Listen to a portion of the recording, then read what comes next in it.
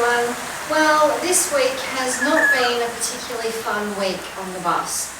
As you know, I haven't been able to do much on the bus for a few weeks because it's been away at the repair shop getting some windscreen rust and a few other things fixed and having all the windows tinted. And I was so excited last week to finally get it back, and I was really looking forward to starting work on the roof. I wanted to install a couple of fans in the roof and start thinking about my roof racks and a few other things.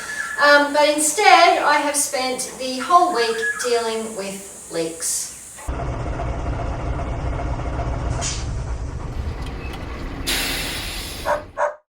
So here in Queensland, we have been getting a crazy amount of rain this past week. There is flooding in a lot of areas in the southeast. Thankfully not where I live. We've been spared that so far this time, but we've been getting a crazy amount of rain.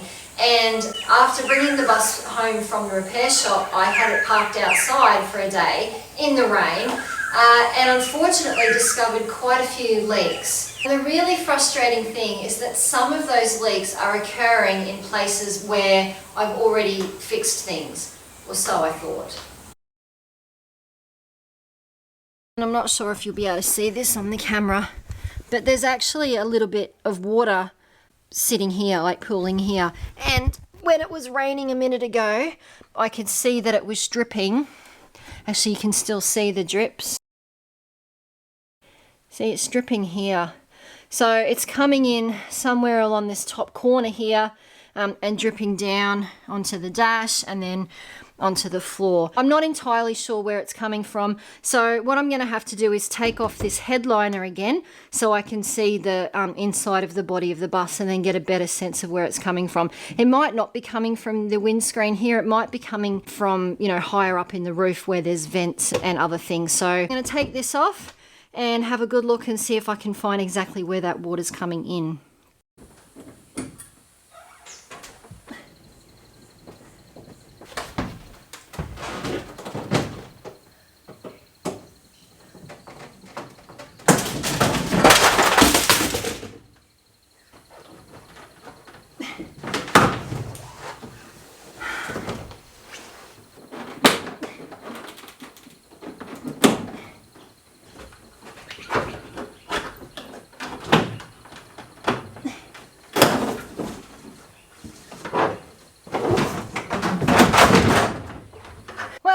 I just made my first scratch on my brand new tent, but I got the headliner off.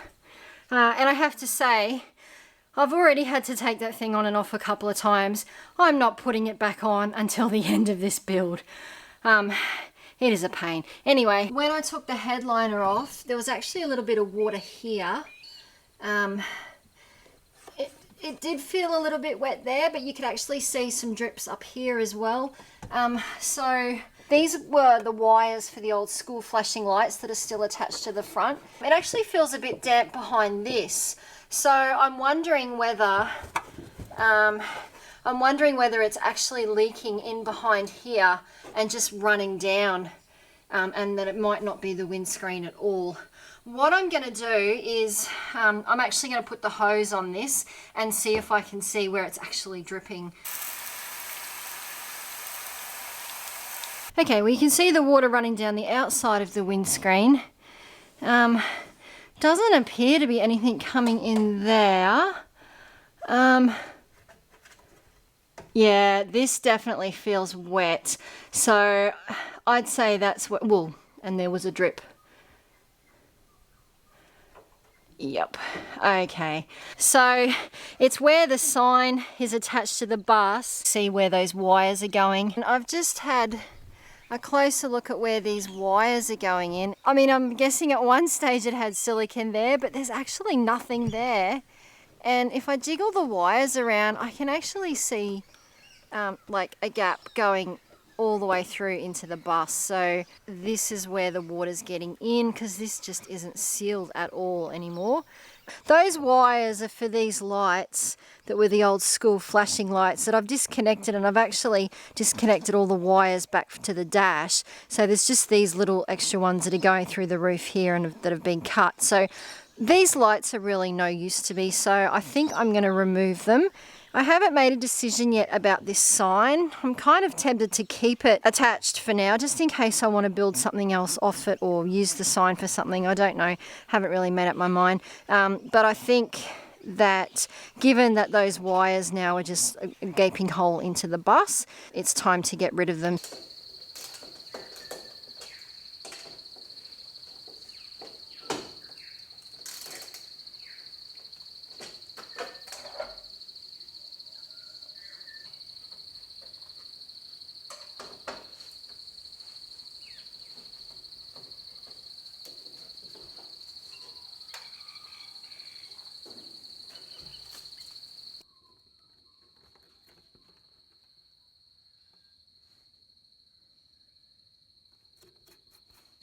Okay, well I've taken the wires out and you can see the hole that I'm left with. So I'm going to have to try and patch this somehow.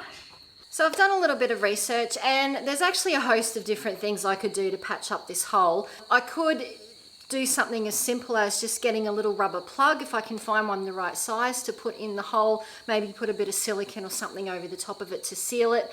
I could even use a bolt, like a dome head bolt, and bolt it through, again putting a little bit of sealer on it. I could put a fiberglass patch over the top of it. If I had welding skills, I could weld a little patch of metal over the top. There are different putties and things that you can get to mix together to bog over the space. I've decided to go with this stuff. It's called Sally's Kneaded Steel. They actually have a few different types, but I've got the steel version, which is supposedly good for metal objects, and it's basically a two-part epoxy putty that you can mold and kind of press over the hole to patch it up, and it's supposed to dry hard and set like metal, and then you're supposed to be able to sand it and paint it like you normally would metal once it's cured. So a couple of people recommended this to me. I've never used it before, but the application process looks pretty straightforward, so I'm going to give this a go and see how it turns out.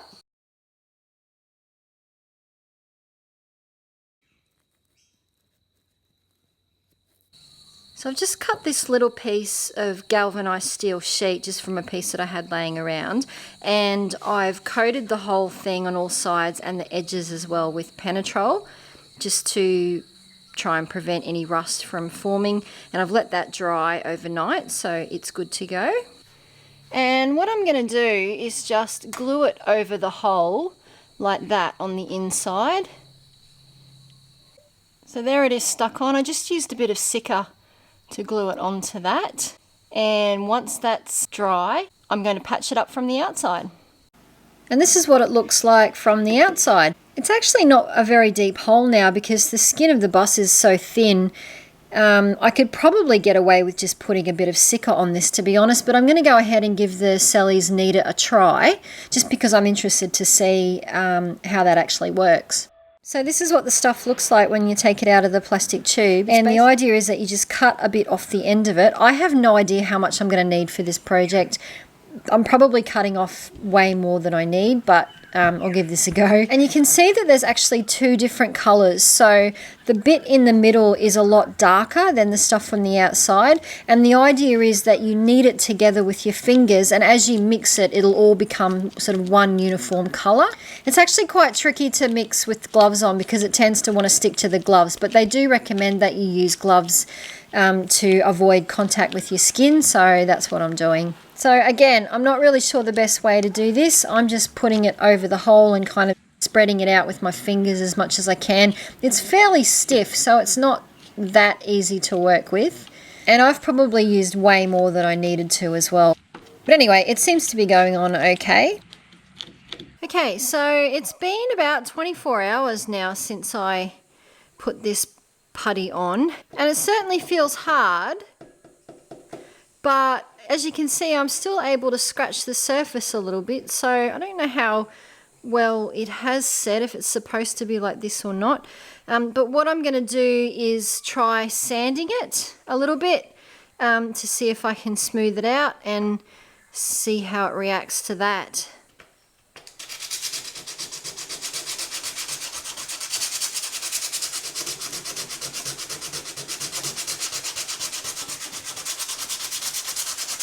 Okay, well I've sanded quite a bit of this patch down. It's not totally flush with the surface of the bus yet, but I have taken a fair bit off. And interestingly, it's actually a lot harder once I remove some of that surface putty. Pleased to see that the stuff that's underneath it has set much harder, and I can't scratch it as easily. So it seems to have worked really well. I'm going to leave it at that for now because obviously I want to test this with the water again to make sure that it is actually watertight. And once I'm happy that it has actually worked, when I come to paint the roof of the bus, I'm going to be sanding and cleaning up a lot of these patches anyway, so I'll give that another good sand and try and get it a little bit smoother. But so far I'm really happy with how that's turned out. It was pretty easy to apply. It seems to have done the job, but again, we'll see whether that's actually the case when I test it properly. This window here, which is the first window behind the door on the passenger side. Now, most of the window frame feels completely dry, and it's really hard to see, but in this corner here, there's actually water coming in, and it feels like it's coming in between the window frame and the side of the bus. Like, I don't know if you can see that, but there's all water sitting in there. Now, when I run my fingers along the top of the inside of the frame here, it feels completely dry. So I don't think it's coming in there and then dripping down. I'm not sure whether it's coming in this way and running down here and coming out here, or whether it's coming in somewhere else and just running along the bottom and sitting here. I suspect it's coming in somewhere along this side, like probably in the top corner here, and then just running down.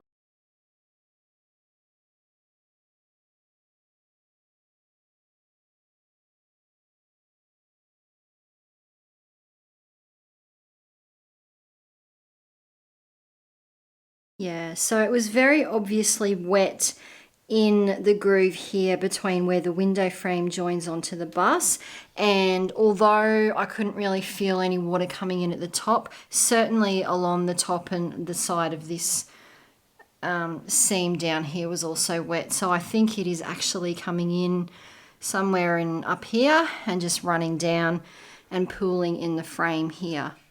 So that's obviously really frustrating because, as you know, if you've been watching my previous videos, it was only a few weeks ago that I took out all the windows and put brand new rubber seals in all of them.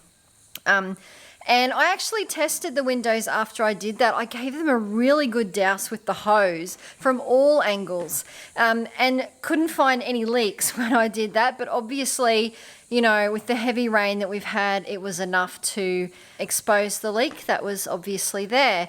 Now, the way that these windows are designed, the only thing really that's creating a seal to stop the water getting in around the frame is the mastic that you use to stick the windows back onto the bus. Now, when I did my windows, I thought I put plenty of mastic on. Like, I put mastic around the window itself, and I also put another big bead of mastic on the side of the bus where the window was going. So I thought I'd actually used quite a lot, but obviously this particular window, the water's getting in somewhere. So the only thing I can think of to do is that I'm going to have to take the window out again and put a whole bunch of fresh mastic around. I'm going to use a lot more this time and put the window back in, and hopefully that will do the trick.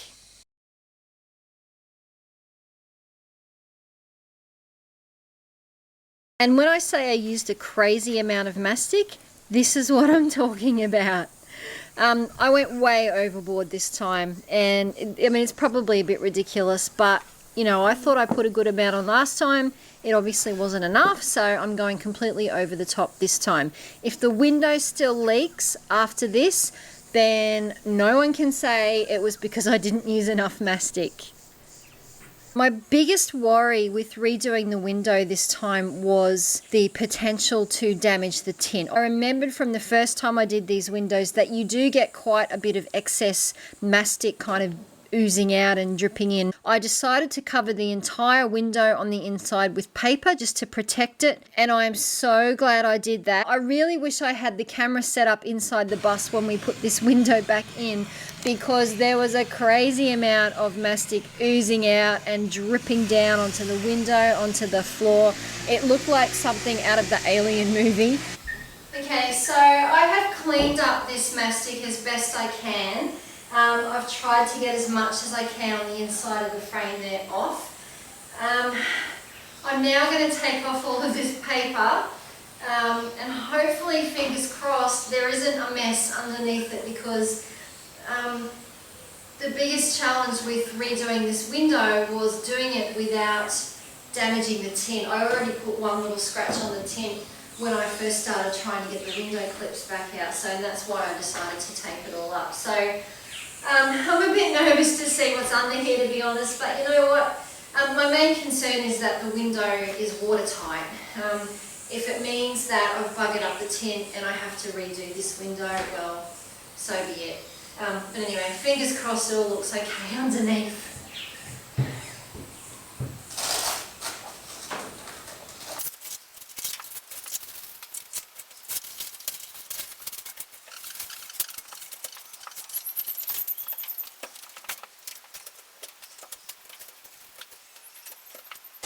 Okay, well, thankfully it looks pretty good. You can see the scratch that I made when I first started, but otherwise the rest of it looks fairly undamaged, so I'm pretty relieved about that. The real question is now, did replacing the window and putting the extra mastic on actually work? Another leak that showed up again when it rained the other day was in the very back of the bus on the inside. Where two roof panels join, there's like this seam you can see running on the inside of the bus. There was water dripping from here, and it was dripping onto the floor, which is why I've got this bucket here. Now, I was already aware of this leak before it went into the repair shop, and the day before I took it in, I sort of did a brief patch-up job, put a bit of Sicker along this seam on the roof, which I was hoping would be enough to fix it, but clearly that's not the case, because once again, when I had the bus out in the rain, it was dripping quite profusely from the same spot. So I'm at the very back of the bus here, and this is the join between the two roof panels, and the leak that's coming through on the inside's coming down here somewhere where this seam is. So you can see where I sort of did a very quick patch-up job the day before it went into the shop. It's not metal, this seam here. It feels almost like some sort of filler or plastic. It's a little bit softer than the metal, but still pretty rigid, so I'm not sure what they used for this.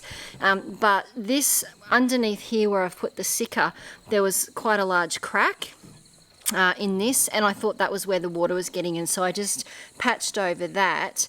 Obviously that's not where it was getting in, because it's still dripping, so it could be that it's coming in actually underneath this.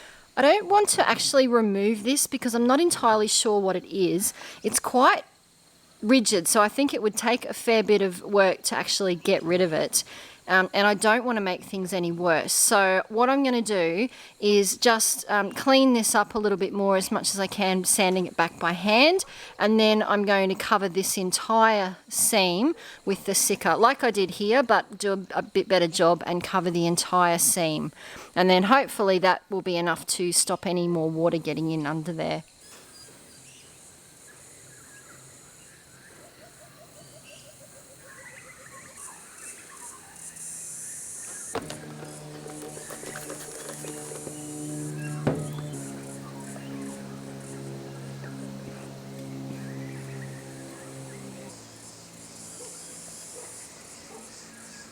And here's the finished result. It's pretty messy, I know. It's well and truly covered that seam, and I've done it all the way down to the gutter on the side. So hopefully that will work to provide enough of a barrier wherever the water is getting in along there. I actually don't really care that it looks a bit messy anyway, because I'm going to be painting the roof, and then the entire roof's going to be covered in solar panels, so you won't even be able to see this when everything is done.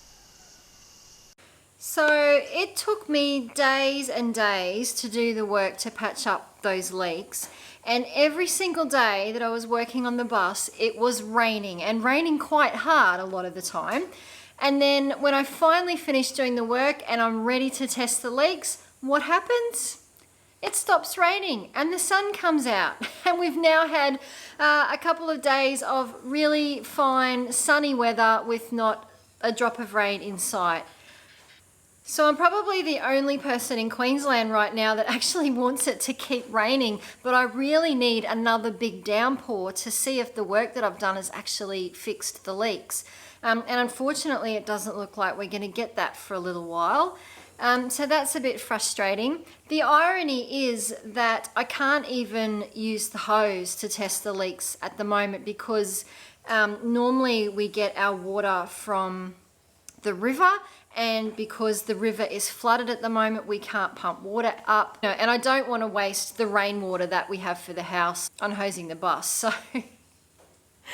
it's really frustrating, but I'm going to have to wait a little while before I can see if I have actually fixed the leaks. And that also means that it's going to be a little while before you guys can see whether what I've done is worked.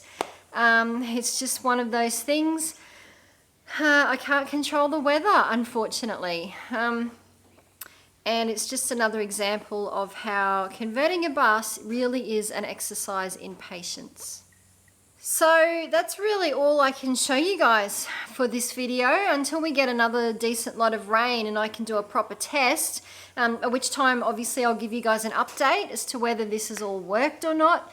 Hopefully it works because I'm at a bit of a loss to know what else to do if it doesn't. Anyway, I will wait and see on that. In the meantime, I'm just going to crack on with whatever else I can. So hopefully my next video will be how I put my Max Air fans in the roof. So stay tuned for that.